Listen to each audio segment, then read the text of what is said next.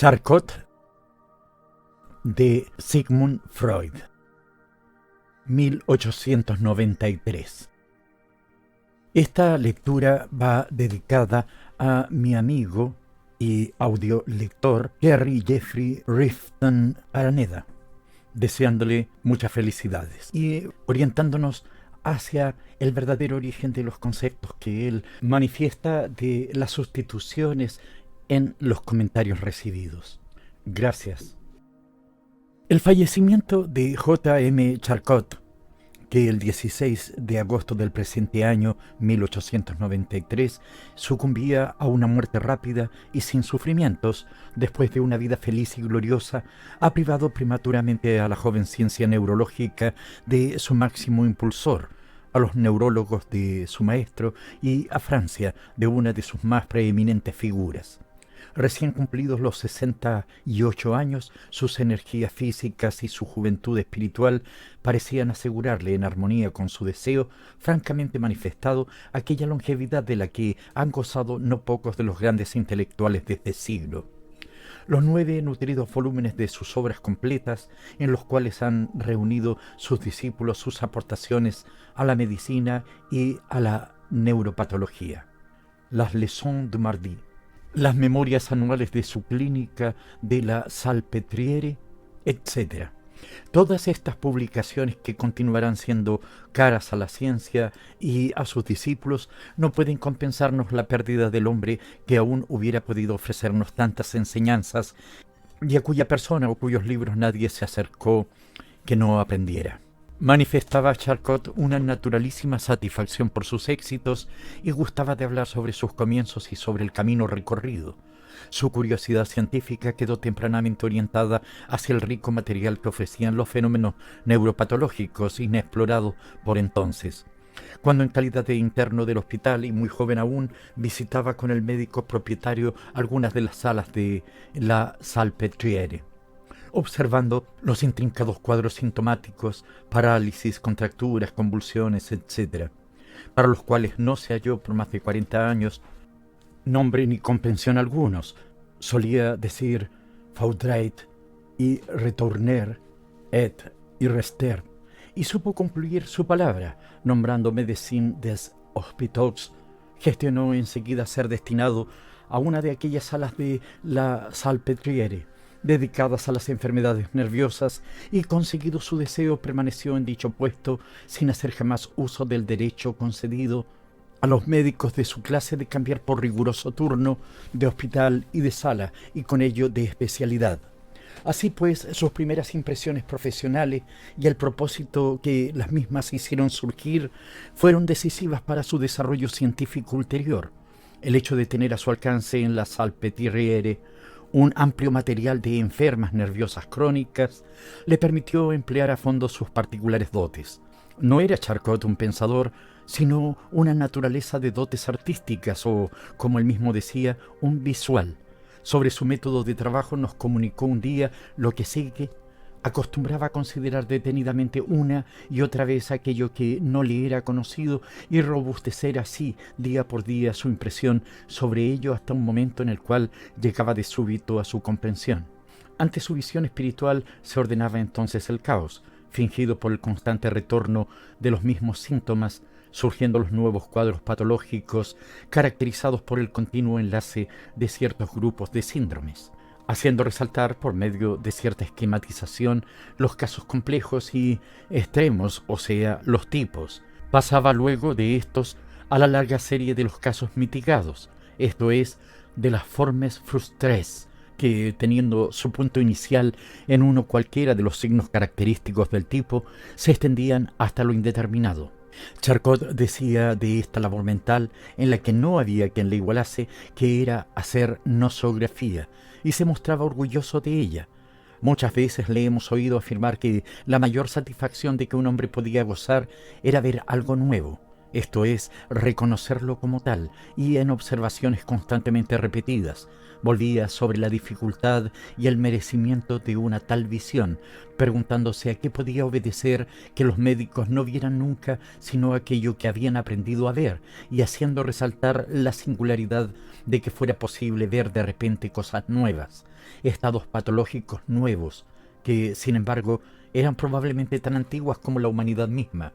Así, él mismo se sentía obligado a confesar que veía ahora en sus enfermas cosas que le habían pasado inadvertidas durante 30 años. Todos los médicos tienen perfecta conciencia de la riqueza de formas que la neuropatología debe a Charcot y de la precisión y seguridad que el diagnóstico ha adquirido merced a sus observaciones.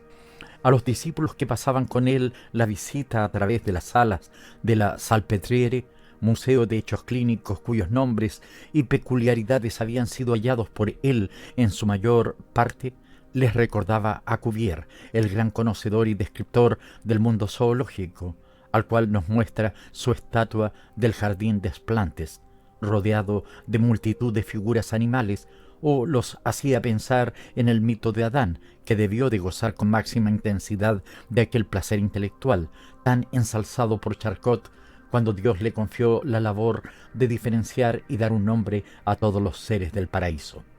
Charcot no se fatigaba nunca de defender los derechos de la labor puramente clínica, consistente en ver y ordenar, contra la intervención de la medicina teórica.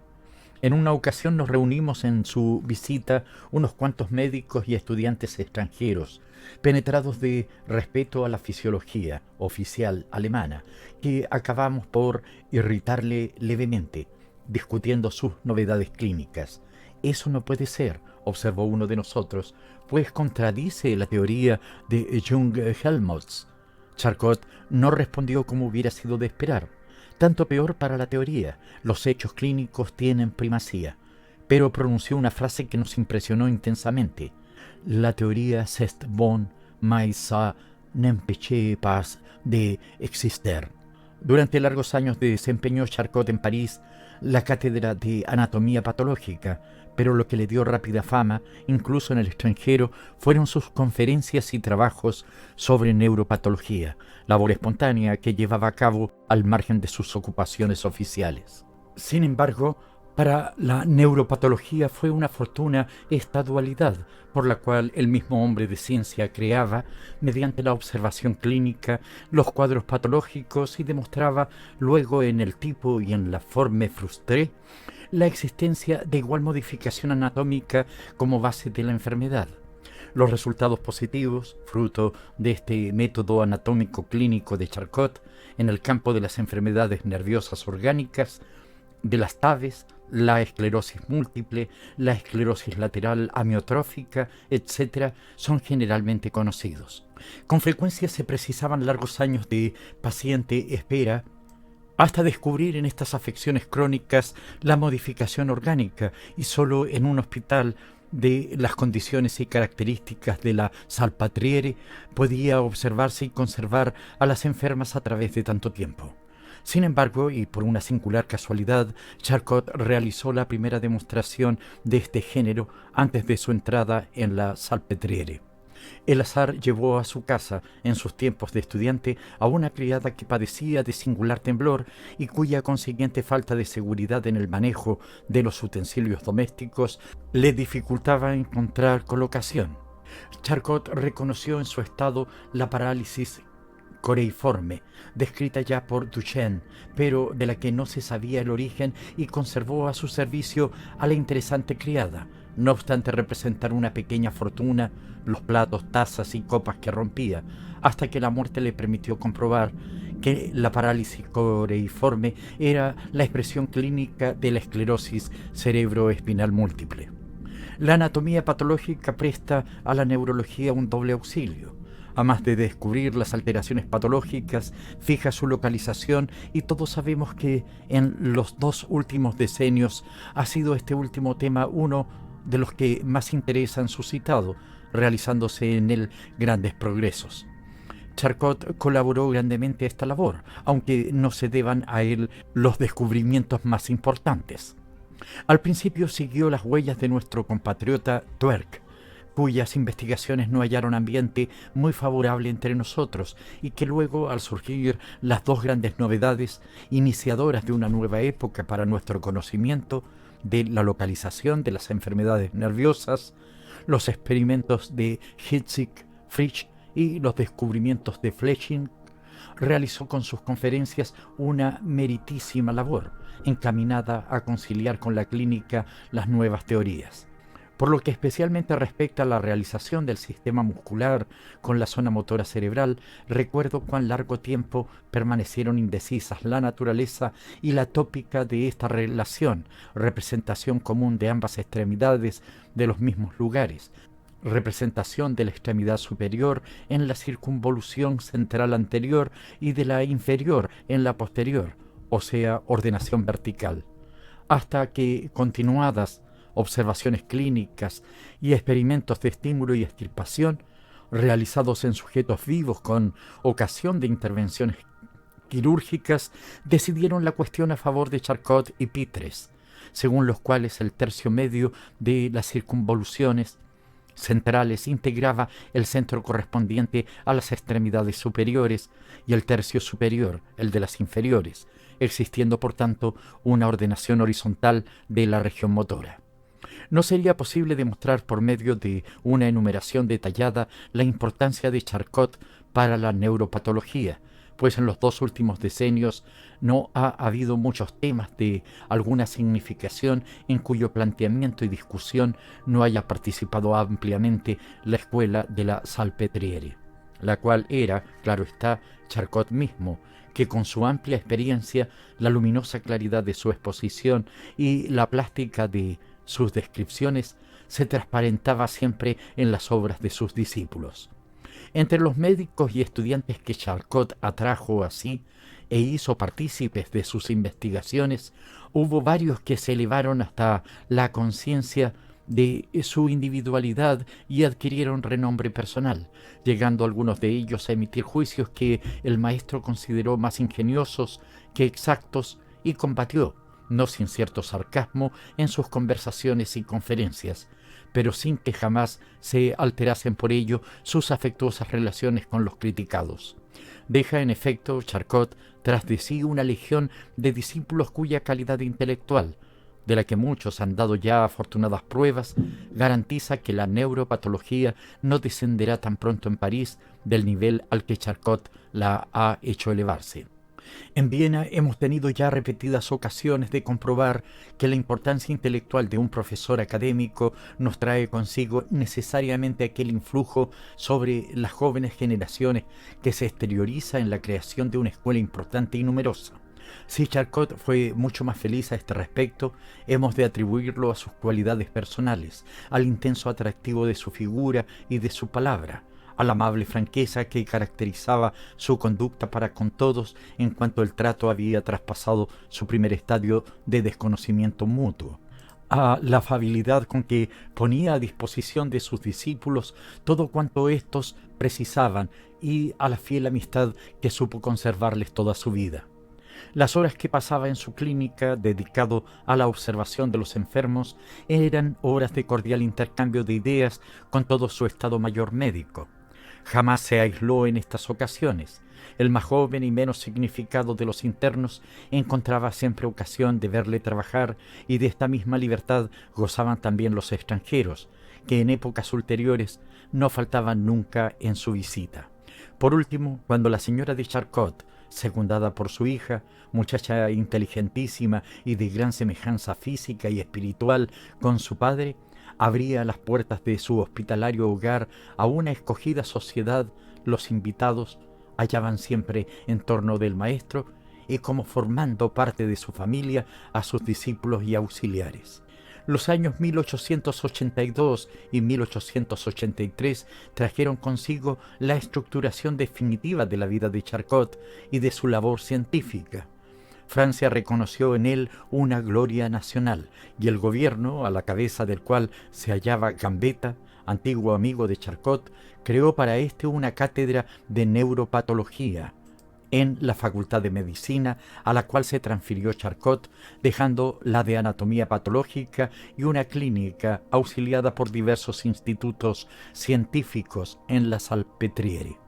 Le service de Monsieur Charcot comprendió entonces, a más de las antiguas salas para enfermas crónicas, varias salas clínicas en las que fueron admitidos también hombres, una gigantesca ambulancia, la consultation externe, un laboratorio histológico, un museo, una sala de electroterapia, otra para enfermos de los ojos y de los oídos y un estudio fotográfico propio. Instituciones que permitían ligar duraderamente y en puestos fijos en la clínica a los auxiliares y discípulos de Charcot. El vetusto edificio de 2 pisos con sus patios circundantes nos recordaba singularmente nuestro Hospital General de Viena, pero aquí cesaban las analogías. Nuestro local no es ciertamente muy bonito, decía Charcot a los visitantes, pero encontramos en él sitio para todo.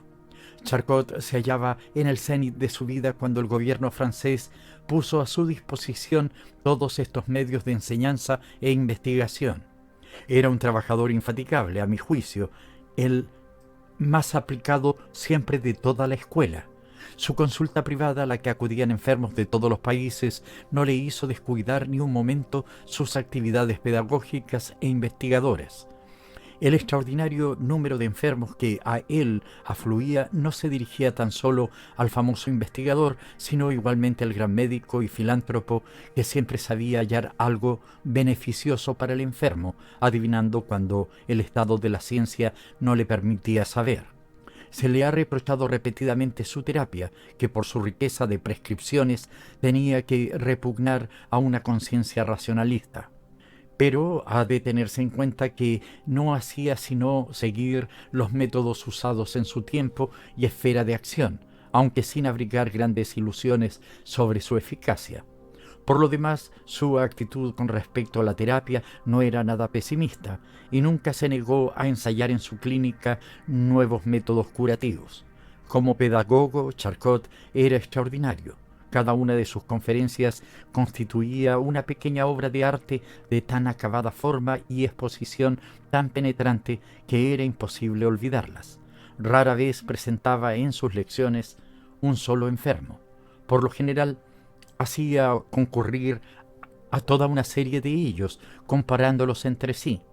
El aula en que desarrollaba sus conferencias se hallaba ornamentada con un cuadro que representaba al ciudadano Pinel en el momento de quitar las ligaduras a los infelices dementes de la Salpêtrière.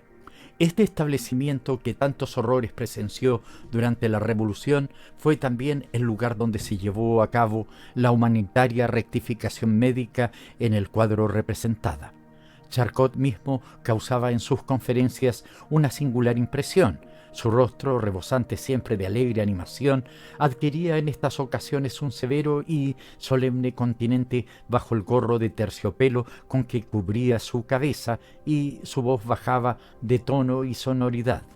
Esta circunstancia ha movido a algunos espíritus malignos a hallar en sus conferencias cierta teatralidad, pero los que así han hablado estaban habituados a la sencillez de las conferencias clínicas alemanas u olvidaban que Charcot solo daba una por semana, pudiendo así prepararla con todo esmero.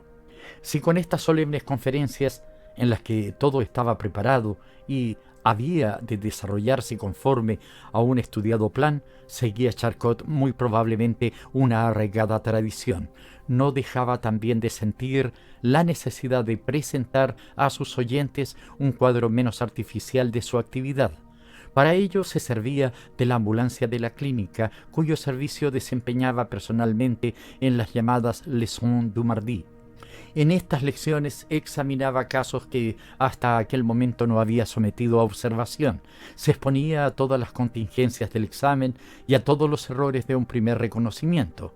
Se despojaba de su autoridad para confesar cuando a ello había lugar, que no encontraba el diagnóstico correspondiente a un caso o que se había dejado inducir a error por las apariencias, y nunca pareció más grande a sus oyentes que al esforzarse así en disminuir con la más franca y sincera exposición de sus procesos deductivos y de sus dudas y vacilaciones la distancia entre el maestro y sus discípulos. La publicación de estas conferencias improvisadas ha ampliado infinitamente el círculo de sus admiradores y nunca ha conseguido una obra de neuropatología un tan clamoroso éxito entre el público médico.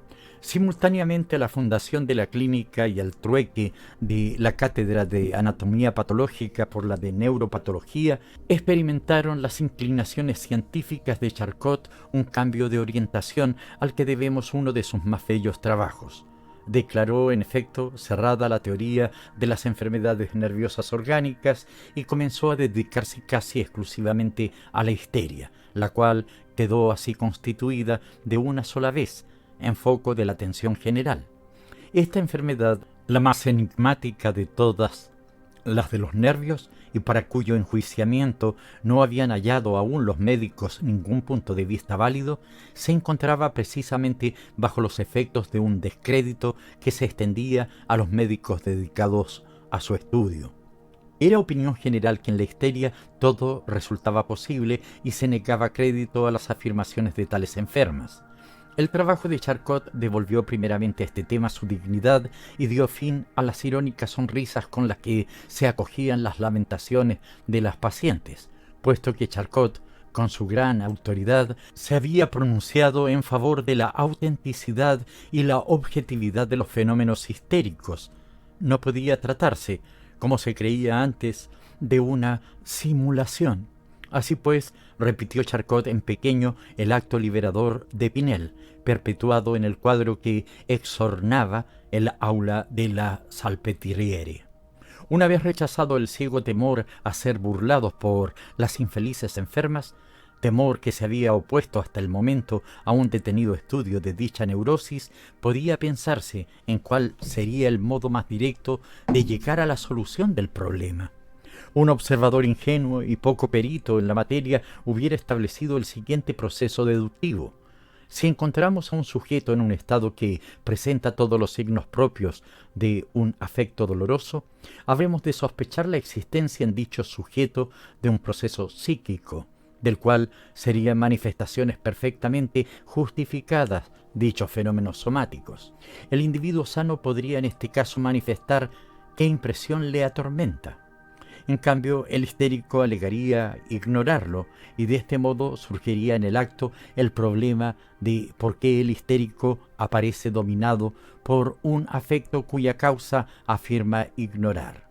Si mantenemos entonces nuestra conclusión de que ha de existir un proceso psíquico correspondiente al efecto, dando, sin embargo, crédito a las manifestaciones del enfermo que niega su existencia y reunimos los múltiples indicios de los que resulta que la enferma se conduce como obediente a un motivo, investigamos la historia y circunstancias personales del paciente y hallamos en esta labor un motivo o trauma susceptible de crear los fenómenos observados. Nos sentiremos inclinados a suponer que el enfermo se halla en un especial estado psíquico, en el que la coherencia lógica no enlaza ya todas las impresiones y reminiscencias, pudiendo un recuerdo exteriorizar su afecto mediante fenómenos somáticos, sin que el grupo de los demás procesos anímicos, o sea, el yo, sepa nada ni pueda oponerse. El recuerdo de la conocida diferencia psicológica del sueño y la vigilia mitigaría la singularidad de esta hipótesis, no pudiendo objetarse tampoco que un observador ingenuo y no especializado jamás llegaría a la hipótesis de una disociación de la conciencia como solución del enigma de la histeria. En realidad, la Edad Media escogió ya esta solución al admitir como causa de los fenómenos histéricos la posesión por el demonio. Todo se reduce, pues, a sustituir la terminología religiosa de aquella oscura y supersticiosa época por la científica de los tiempos presentes. Charcot no siguió este camino para llegar a una explicación de la histeria, aunque sí acudió al rico material de datos contenidos en los procesos por hechicería y posesión satánica para demostrar que los fenómenos de la neurosis habían sido los mismos en todos los tiempos. Considerando la histeria como uno de los temas de la neuropatología, dio la descripción completa de sus fenómenos, demostró que los mismos seguían determinadas leyes y normas y enseñó a conocer los síntomas que permitían diagnosticar la histeria. A él y sus discípulos debemos concienzudas investigaciones sobre las perturbaciones histéricas de la sensibilidad de la piel y de las regiones más profundas, y sobre las alteraciones de los órganos sensoriales, las peculiaridades de las contracturas y parálisis histéricas, las perturbaciones tróficas y los trastornos de la nutrición. Después de describir las diversas formas del ataque histérico, se estableció un esquema que presentaba dividida en 4 estadios la estructura típica del gran ataque histérico y permitía referir al tipo el pequeño ataque corrientemente observado. Asimismo, se hizo objeto de estudio la situación y frecuencia de las llamadas zonas histerógenas y su relación con los ataques, etc. Todos estos conocimientos sobre el fenómeno de la histeria condujeron a una serie de sorprendentes descubrimientos. Así se comprobó la histeria en sujetos masculinos, especialmente en individuos de la clase obrera, con insospechada frecuencia, y se llegó a la convicción de que determinados accidentes atribuidos antes a la intoxicación por el alcohol o por el plomo eran de naturaleza histérica, aprendiéndose además a incluir en este concepto afecciones hasta entonces aisladas e incomprendidas, y a circunscribir la participación de la histeria en aquellos casos en los que la neurosis se había aliado a otras enfermedades, formando complejos cuadros patológicos.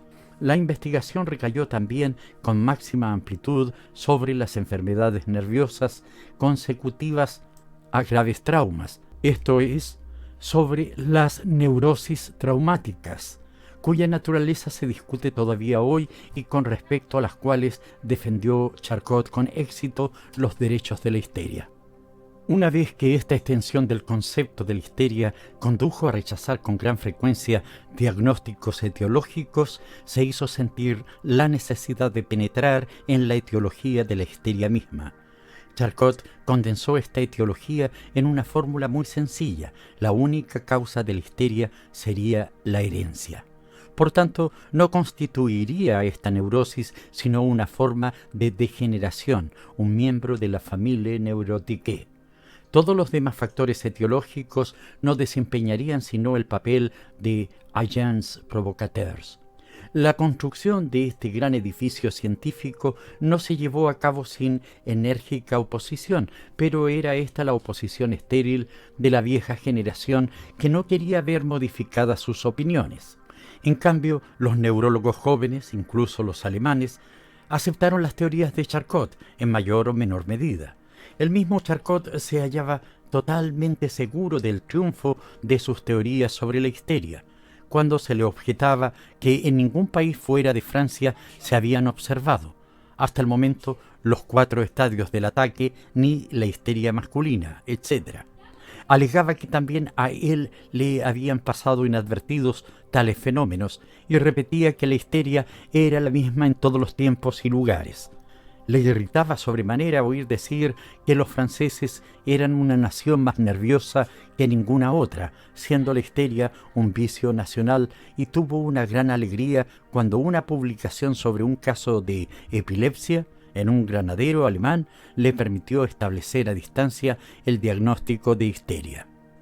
En un punto de su labor sobrepasó Charcot el nivel de su general tratamiento de la histeria y dio un paso que le asegura para siempre el renombre del primer esclarecedor de tal enfermedad. Ocupado en el estudio de las parálisis histéricas surgidas después de traumas, se le ocurrió reproducir artificialmente estas parálisis que antes había diferenciado minuciosamente de las orgánicas, y se sirvió para ello de pacientes histéricos, a los que transfería por medio de la hipnosis al estado de sonambulismo. De este modo consiguió demostrar, por medio de un riguroso encadenamiento deductivo, que tales parálisis eran consecuencia de representaciones dominantes en el cerebro del enfermo, en momentos de especial disposición, quedando así explicado por vez primera el mecanismo de un fenómeno histérico. A este incomparable resultado de la investigación clínica enlazaron sus estudios Janet, discípulo de Charcot, Breuer y otros, desarrollando una teoría de la neurosis coincidente con el concepto medieval de esta afección, con la única diferencia de sustituir el demonio por una fórmula psicológica. El estudio llevado a cabo por Charcot de los fenómenos hipnóticos en sujetos histéricos situó en primer término este importantísimo sector de hechos hasta entonces descuidados y despreciados, dando fin de una vez para siempre a las dudas sobre la realidad de los fenómenos histéricos. Pero esta materia puramente psicológica no se adaptaba al tratamiento exclusivamente nosográfico que encontró en la escuela de la Salpêtrière. La limitación del estudio de la hipnosis a los histéricos, la diferenciación de grande y pequeña hipnosis, el establecimiento de 3 estadios de la gran hipnosis y su caracterización por fenómenos somáticos, todo esto perdió la estimación de los contemporáneos cuando Bernheim, discípulo de Liabotte, emprendió la labor de construir la teoría del hipnotismo sobre una más amplia base psicológica y hacer de la sugestión el nódulo de la hipnosis. Solo aquellos adversarios del hipnotismo que encubren su propia falta de experiencia en esta materia, remitiéndose a las opiniones de cualquier autoridad, continúan fieles a la teoría de Charcot y gustan de alegar una afirmación de sus últimos años que niega toda significación a la hipnosis como medio terapéutico. También habrán de experimentar en breve importantes modificaciones y correcciones las hipótesis etiológicas expuestas por Charcot en su teoría de la famille neuropathique, de las cuales hizo el maestro la base de su concepción total de las enfermedades nerviosas. Charcot exageraba tanto la herencia como causa que no dejó espacio alguno para la adquisición de las neuropatías. No concedía a la sífilis sino un modestísimo puesto entre los agents provocateurs, ni diferenciaba suficientemente, tanto con respecto a la etiología como a los demás conceptos, las afecciones nerviosas orgánicas de las neurosis. Es indudable que el progreso de nuestra ciencia, aumentando nuestros conocimientos, desvalorizará parte de las enseñanzas de Charcot, pero ningún cambio de los tiempos ni de las opiniones disminuirá la fama del hombre cuya pérdida se llora hoy en Francia y fuera de ella. Viena, agosto de 1893.